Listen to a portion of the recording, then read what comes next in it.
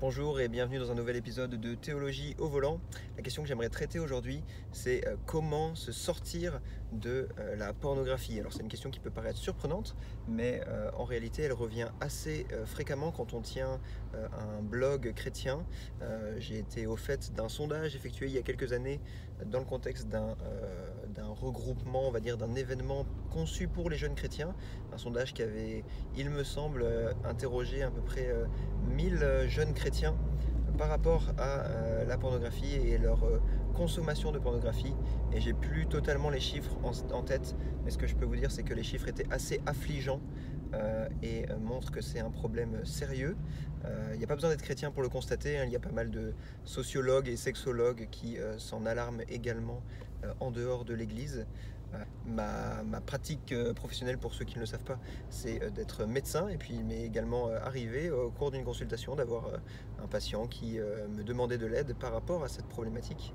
Et quand on regarde par ailleurs les chiffres sur la pornographie en dehors de l'Église, là aussi c'est assez faramineux la façon dont c'est prégnant dans la société. Voilà, j'imagine que imaginons que, je ne sais pas, 50% de la population fume des cigarettes, eh bien, on s'interrogerait à juste titre sur les effets possibles de cette pratique. Et bien là, de la même façon, quand on a une pratique qui est aussi fréquente, voilà, on parle de quelque chose qui est vraiment très fréquent dans la population, de consommer de la pornographie, eh bien, on est en droit déjà de se questionner et de s'inquiéter des possibles effets de cette pratique. Et puis d'autre part, quand on est chrétien, et qu'on sait que c'est quelque chose que Dieu réprouve, eh bien, on est particulièrement amené à se questionner par rapport à cela. Néanmoins, une fois qu'un chrétien est convaincu que cette chose est mauvaise et qu'il ne devrait pas consommer de telles choses, comment il fait pour arrêter?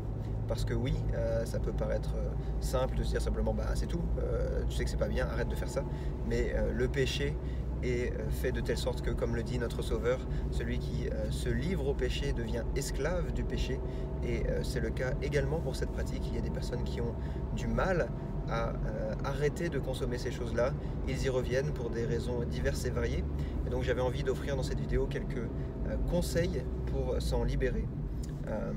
La première chose que j'aimerais dire pour débuter, c'est qu'il n'y a pas de conseil miracle. Si vous avez cliqué sur cette vidéo avec l'espoir de trouver la solution en 3 étapes qui vous rendra libre de tel ou tel péché, ça n'existe pas, parce que l'œuvre de la grâce de Dieu, c'est pas des techniques et des remèdes à appliquer de manière mécanique pour que ça marche. L'œuvre que Dieu fait en nous, c'est une œuvre de réconciliation avec lui, c'est une œuvre en profondeur dans notre être, et donc elle ne fonctionne pas avec des raccourcis, mais avec la sanctification. Et donc les premiers conseils généraux que j'aimerais offrir, c'est des conseils de sanctification. La première chose à faire face à tout péché, et consommer de la pornographie est un péché puisque c'est convoiter le corps d'une personne qui n'est pas votre épouse, c'est commettre un adultère en pensée, comme le dit le Christ, hein. On n'est pas simplement coupable d'adultère lorsqu'on le commet formellement, mais aussi lorsque l'on porte un regard de convoitise sur une femme qui n'est pas la nôtre. C'est ce que nous dit le Seigneur dans le Sermon sur la montagne. Eh bien déjà, donc, la première chose, c'est de reconnaître que c'est un péché et de le confesser comme tel. Et quand je dis le confesser, c'est pas simplement demander pardon avec légèreté, mais vous pouvez considérer des prières bibliques de confession comme le psaume 51 qui a justement été écrit par David après un adultère. Vous pouvez également considérer une prière comme celle de Daniel chapitre 9 qui est une prière de repentance, et regardez ce que ça nous apprend sur la repentance, hein. La repentance, c'est quelque chose de résolu, c'est quelque chose qui ne masque pas, qui ne minimise pas son péché. Donc je vous invite vraiment à confesser ce péché pour ce qu'il est, à le nommer dans l'horreur qu'il est, à le haïr, non pas simplement parce que c'est une habitude un peu inconfortable dont vous aimeriez vous débarrasser, mais parce que c'est quelque chose de mal, c'est quelque chose de mauvais qui va contre la loi de Dieu, qui vous fait du mal, qui est mauvais, et de détester cette pratique et de la confesser comme telle. Donc la première chose, donc, c'est de confesser son péché. La confession se décline évidemment et premièrement dans la prière envers Dieu, mais si c'est un péché récurrent duquel vous avez du mal à vous débarrasser, eh bien c'est probablement l'occasion aussi de confesser avec un peu plus d'ardeur, de mener deuil sur votre péché, d'employer des choses comme le jeûne qui peut vous aider à réaliser la gravité du péché, et également de le confesser à des frères et sœurs ou à votre pasteur, de prendre conseil auprès de personnes plus matures dans la foi, auprès de qui vous pourriez confesser ce péché, qui pourraient vous donner des conseils ou vous accompagner dans la lutte contre ce péché. Donc ça c'est la première chose, et c'est un conseil vraiment général qui peut concerner tout type de péché récurrent. Il faut confesser ce péché, et c'est pas simplement une simple prière où on demande pardon légèrement, mais vraiment réaliser que c'est un péché, que c'est mauvais, et le confesser comme tel, comme une chose méchante et perverse que l'on veut abandonner. Le deuxième conseil général que l'on peut donner pour la sanctification, en général, c'est d'utiliser les moyens de grâce. Ce qu'on appelle les moyens de grâce, c'est les moyens que Dieu nous donne pour grandir dans la grâce, que sont principalement la prière, la parole et les sacrements. On commence avec la parole tout d'abord. La parole, c'est-à-dire la Bible, la parole de Dieu, est un moyen de grâce, parce que comme le dit Paul, nous sommes transformés par le renouvellement de l'intelligence. C'est-à-dire que l'œuvre que Dieu fait en nous, c'est pas un claquement de doigts pour que l'on ne désire plus jamais pécher, mais c'est une œuvre qui passe par le renouvellement de notre pensée, et ce renouvellement s'opère principalement par la parole de Dieu qui nous déclare qui nous sommes, qui nous déclare qui est Dieu, qui nous apprend tout un tas de choses que nous avons besoin de savoir et que nous ne connaissons pas par nature. Et par ce renouvellement de l'intelligence, nos affections sont changées, de telle sorte que nous commençons à détester le mal que nous faisions et à aimer le bien, que nous ne faisions pas. Et donc, comme le dit le psaume 119, je serre ta parole dans mon cœur afin de ne pas pécher contre toi. Comment le jeune homme rendra-t-il pur son sentier? C'est en se conformant à ta parole. Et donc, la parole de Dieu, c'est le principal moyen de grâce qu'il vous faut employer pour vaincre le péché en général, et ce péché également en particulier. Alors, pour en tirer profit, il ne s'agit pas simplement de lire ici et là la parole de Dieu, mais vraiment d'essayer de s'y immerger. Paul nous dit dans l'Épître aux Colossiens que la parole de Dieu habite en vous dans toute sa richesse, dans toutes les vérités qu'elle annonce, dans toutes ses parties. Donc lisez la Bible avec persévérance. Lorsque vous êtes à l'église et que la parole de Dieu est proclamée, eh bien déjà allez à l'église pour entendre la parole de Dieu proclamée. Et puis lorsqu'elle est proclamée, soyez attentifs. S'il le faut, prenez des notes. Dans la semaine qui suit, essayez de réfléchir à ce qui vous a été annoncé, de relire les notes que vous avez prises. Dans la semaine qui précède, essayez de lire par avance le texte qui va être prêché, si vous connaissez le texte en question. Voilà, essayez vraiment de vous immerger dans la parole de Dieu. Il y a d'autres façons de le faire, encore en mémorisant des versets, que ce soit des versets liés au péché que vous êtes en train de combattre, ou des versets en général qui nous parlent de glorieuses vérités qu'on a besoin d'entendre pour progresser dans la grâce. Chantez des chants chrétiens, juste après que Paul nous ait dit que la parole de Dieu, du Christ, habite en vous avec sa richesse. Il dit « Instruisez-vous et exhortez-vous mutuellement par des psaumes, des hymnes, des cantiques spirituels sous l'inspiration de la grâce. Chantez à Dieu de tout votre cœur. » Et donc, les psaumes de David, évidemment, et puis d'autres cantiques remplis des vérités bibliques sont des manières privilégiées de faire entrer dans nos mémoires, dans nos esprits, dans nos quotidiens, la parole de Dieu et les vérités qu'elle annonce pour que cette parole habite en nous. Lisez des livres chrétiens édifiants qui vous expliquent un peu plus la parole de Dieu. Utilisez tous les moyens possibles pour faire habiter en vous la parole de Dieu, comme dit Paul, parce que je serre ta parole dans mon cœur afin de ne pas pécher contre toi. Et donc, l'un des premiers moyens de grâce que vous pouvez utiliser, c'est la parole de Dieu. Et en disant tout cela, je ne suis pas en train de dire que en faisant tous vos efforts, en lisant la Bible, eh bien Dieu, d'une certaine façon, s'engage un peu comme une prescription médicale, un chapitre par jour pendant 7 jours, et puis voilà, le mal devrait passer. C'est pas comme ça qu'il faut voir les choses. C'est pas non plus un moyen de troquer avec Dieu. Je vais lire un peu ça, et puis toi en échange tu me débarrasses de cette mauvaise habitude que j'aimerais voir disparaître.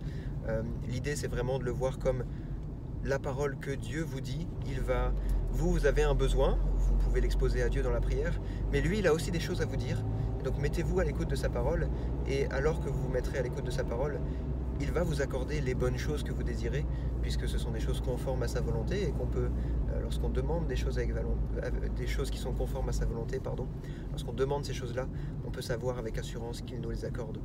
Donc voilà comment il faut voir la parole de Dieu, pas simplement comme quelque chose de mécanique ou un troc avec Dieu, mais comme un moyen par lequel Dieu œuvre en nous puissamment. Sa parole est puissante et son esprit l'utilise pour nous transformer. J'ai mentionné également comme moyen de grâce la prière. Et oui, également, lorsque vous êtes face à une situation comme celle-ci, un péché qui est récurrent dans votre vie et dont vous aimeriez vous débarrasser, eh bien priez. Et priez avec sincérité. Si vous êtes désespéré, priez avec l'énergie du désespoir, comme on dit.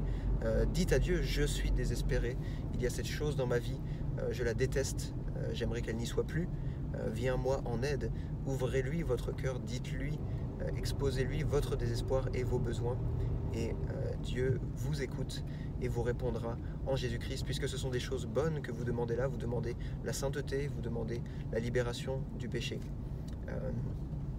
J'ai parlé également des sacrements. Il s'agit également, lorsqu'on est chrétien, de persévérer dans les autres moyens de grâce que Dieu nous a donnés. La présence au culte nous donne la parole de Dieu, nous donne des chants chrétiens et donc nous donne aussi des prières en abondance, tout ce que j'ai mentionné. Mais la fréquentation des cultes et la participation au culte de l'Église nous donne également de participer aux sacrements. Si vous êtes chrétien, que vous désirez suivre Christ, que vous n'êtes toujours pas baptisé, eh bien je vous invite à demander le baptême à vos pasteurs. Et puis persévérer également dans la communion, la fraction du pain pour y recevoir la grâce et un sceau pour y fortifier votre foi. Et en donnant tous ces conseils, finalement, peut-être que c'est des conseils un peu bateaux, ceux que j'ai donnés jusqu'à maintenant, et que vous dites mais tout ça je l'ai déjà fait, ça n'a pas marché. Peut-être que vous êtes un peu comme Naaman. Vous savez, Naaman était atteint de cette maladie incurable qui était la lèpre dans l'Ancien Testament. Et puis quand il est allé voir le prophète Élisée et son serviteur Géasi, il a été fort déçu que Élisée ne se déplace même pas et puis qu'il lui dise « Ah, va te baigner dans le Jourdain ». Et il était prêt à retourner dans son pays, énervé, et ses serviteurs lui ont fait remarquer « Mais si Élisée t'avait demandé quelque chose de difficile, tu l'aurais fait. Alors il t'a demandé quelque chose de simple, essaye-le. » Et de la même façon, les conseils que je vous donne finalement sont assez simples, et c'est des moyens ordinaires par lesquels Dieu fait des choses extraordinaires. Et peut-être que, comme je le disais, vous vous dites « Mais j'ai déjà lu la Bible, j'ai déjà prié par rapport à ça, je vais à l'église tous les dimanches, et je ne vois pas ou peu de changements dans ma vie. » Déjà, j'aimerais vous encourager par le fait que si ce péché vous est inconfortable, si vous avez envie de l'arrêter, c'est déjà un signe de l'œuvre de la grâce de Dieu dans vos cœurs. Naturellement, l'homme ne déteste pas son péché. Il en déteste parfois les conséquences, mais naturellement, le cœur humain est enclin au péché. Il n'est pas enclin à l'amour de Dieu. Donc si vous avez déjà ce désir et ce regret par rapport au péché, c'est une bonne chose, c'est que l'Esprit de Dieu a déjà commencé son œuvre en vous. Maintenant, ce que j'aimerais aussi vous dire, c'est que l'usage de ces moyens fonctionne surtout avec la persévérance dans ces moyens. Il ne s'agit pas de prier une fois, il s'agit de persévérer dans la prière, comme nous le dit la Bible. Il s'agit de méditer la parole de Dieu, de la serrer dans son cœur. Il ne s'agit pas de confesser son péché une fois, mais de persévérer dans la repentance, de ne pas se lasser, de détester ce péché, de persévérer à s'en détourner. Celui qui confesse son péché et le délaisse trouve la compassion, comme disent les proverbes. Maintenant, des conseils peut-être un peu plus spécifiques. Un conseil qui pourrait vous aider, c'est de vous informer sur ce qu'est la pornographie. Déjà sur ce qu'elle fait, et là c'est plus le médecin qui parle, sur ce qu'elle fait sur votre cerveau. Il y a des études qui montrent que les comportements qu'induit la pornographie sont à proprement parler une addiction chez plusieurs personnes. Ça fonctionne exactement comme l'addiction à des substances. Il n'y a pas médicalement que les addictions aux substances qui existent, mais également les addictions comportementales, que ce soit aux jeux d'argent, que ce soit relativement à la nourriture, et que ce soit également lié à la sexualité, comme la pornographie. Ça existe, les êtres humains peuvent être esclaves au point de devoir recourir parfois à la médecine, peuvent être esclaves de choses comme des comportements et non pas uniquement des substances comme les drogues. C'est vrai que quand on parle d'addiction, on pense surtout aux drogues. Des études qui font intervenir des imageries cérébrales montrent que le cortex, plutôt la partie profonde du cerveau liée au système de la récompense, et également le cortex frontal, qui est un cortex lié au contrôle de soi, sont atteintes chez les personnes qui consomment de manière répétée et prolongée de la pornographie, au même titre que les personnes qui sont atteintes d'autres addictions, qu'elles soient des addictions à des substances ou des addictions comportementales. Et donc, consommer cette chose de manière prolongée modifie la structure même de votre cerveau. Donc, ça peut être intéressant de s'informer sur ce genre de choses. Ça peut être intéressant de s'informer également sur les conséquences de l'industrie pornographique sur la société. On parle d'une industrie qui, selon certaines données que nous avons, dépasse en revenus l'industrie de la musique, qui est une des plus grosses industries qui existent. Et donc, on parle de quelque chose d'éminemment puissant, c'est quelque chose de très gros. Et un peu comme l'industrie du tabac qui s'est acharnée pendant des années jusqu'à ce que ça devienne indéniable à nier les effets néfastes que le tabac avait, et bien de la même façon l'industrie pornographique essaye de se maintenir une image inoffensive, ça fait du mal à personne, toutes les personnes sont consentantes, etc. etc. L'envers du décor, c'est que il y a des situations sociales catastrophiques qui donnent lieu à la production de ce genre de film. Des étudiants qui n'ont pas trop d'argent, des étudiantes qui n'ont pas trop d'argent, à qui on propose des jobs de modèle, des choses comme ça, et puis elles se rendent compte finalement que ce qu'on demande d'eux c'est un peu plus que du modeling, et puis elles ont besoin de l'argent finalement, elles se sont peut-être engagées, elles se sont peut-être quittées leur famille ou déplacées pour ce nouveau job, et elles se retrouvent dans des situations compliquées. Et certes elles ont signé le contrat et donc elles sont légalement consentantes, mais c'est pas quelque chose qu'elles font avec gaieté de cœur, etc. Donc il y a tout un envers du décor aussi. Il peut être utile de s'informer là-dessus et de constater que c'est assez noir finalement. Il y a un théologien, John Murray, un théologien américain que mon pasteur aime bien citer, qui donne une définition tout à fait pertinente du péché, et qui dit que le péché, c'est mal. Et ça peut vous paraître simple, voire risible comme définition, mais finalement c'est quelque chose qu'on oublie parfois. Parfois on voit le péché comme, vous savez, la liste des choses interdites qu'on aimerait bien faire ou des choses comme ça.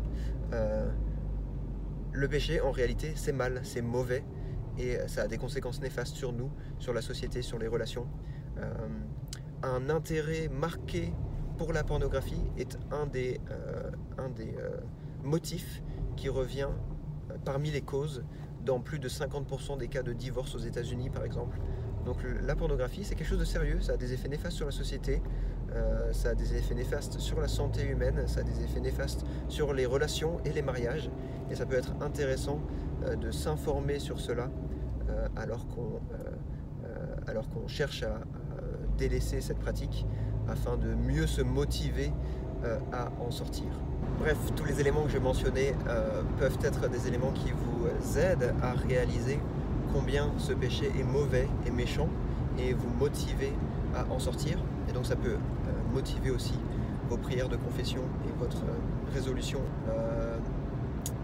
Comme je vous le disais, ça peut être motivant d'en parler à quelqu'un d'autre, à la fois pour confesser ses péchés, mais aussi pour que cette personne puisse prier régulièrement pour vous, prendre des nouvelles, si vous pouviez demander à un frère, à un ami dans la foi, lui confesser honnêtement ce souci. Ça peut être quelque chose de motivant. J'ai conscience que ça peut être humiliant de manière générale de parler de ses péchés à un autre chrétien, mais finalement cette humiliation est aussi bonne, puisque en exposant le péché, ça l'amène à la lumière, déjà à la lumière de Dieu lorsqu'on le confesse, et puis à la lumière de personnes sages, bienveillantes et aimantes évidemment. Il ne s'agit pas d'en parler légèrement et à n'importe qui, ou d'exposer ça sur les réseaux sociaux, je ne sais quoi, mais d'en parler avec des chrétiens matures qui sauront prendre ça avec sagesse, vous conseiller et vous suivre. Pendant un certain temps, s'il vous faut installer des sortes de logiciels de contrôle parental, faites-le également. Je sais qu'il y a un logiciel aux États-Unis, qui est développé par une boîte américaine mais qui est chrétienne, mais ça doit fonctionner en France, qui s'appelle Covenant Eyes, donc alliance yeux en gros. C'est inspiré probablement du verset de Job, qui dit « J'ai fait une alliance avec mes yeux, comment pourrais-je poser mes yeux sur une jeune fille ?» Donc voilà, c'est un verset de Job, et puis l'entreprise américaine s'appelle Covenant Eyes. Covenant Eyes, je mettrai, si vous souhaitez, le lien en description. Et donc ça peut être utile de recourir à des logiciels comme ça qui pourraient vous aider à filtrer ceux à quoi vous êtes en mesure d'accéder à votre ordinateur et de suivre votre activité en ligne comme ça pour vous restreindre de manière artificielle, on va dire, afin de vous aider au moins au début en vue de vous en passer plus tard. Une autre chose qui peut vous motiver, c'est que si vous êtes marié ou si vous envisagez un jour le mariage, la sexualité qui est présente dans la pornographie est une sexualité complètement pervertie, complètement tordue, qui risque de faire du mal à votre mariage, de faire du mal à votre cerveau. Prenez attention à ce dont vous vous nourrissez et prenez conscience que ce dont vous vous nourrissez vous fait du mal. J'aime pas trop l'expression tomber dans le péché, même si il y a des occurrences bibliques, hein, il y a un sens où cette expression est exacte, mais si on est attentif au péché dans nos propres vies et puis également dans les récits bibliques, on se rend compte qu'en fait bien souvent on ne tombe pas dans le péché, on glisse dans le péché. Et ça peut être la source de mon conseil suivant, c'est faites attention de manière générale à comment vous employez votre temps, à ce que vous consommez. On ne peut pas passer son temps dans l'oisiveté, dans la consommation de choses vaines, voire immorales ou limite, border comme on dit, et s'étonner ensuite de glisser petit à petit vers des choses de plus en plus immorales. Il y a dans l'Ancien Testament le cas de l'adultère de David dont j'ai parlé. Si vous prêtez attention aux détails du récit, vous vous rendrez compte que David n'était pas au summum de sa santé spirituelle et puis d'un coup il a commis adultère. Il était pourtant la seconde d'avant en train de prier, de jeûner, plein de zèle. Non, si on regarde le détail, il me semble que c'est en 2 Samuel 11, si je me souviens bien. Si on regarde le détail, on voit que c'était la période où les rois d'Israël se mettaient habituellement en campagne.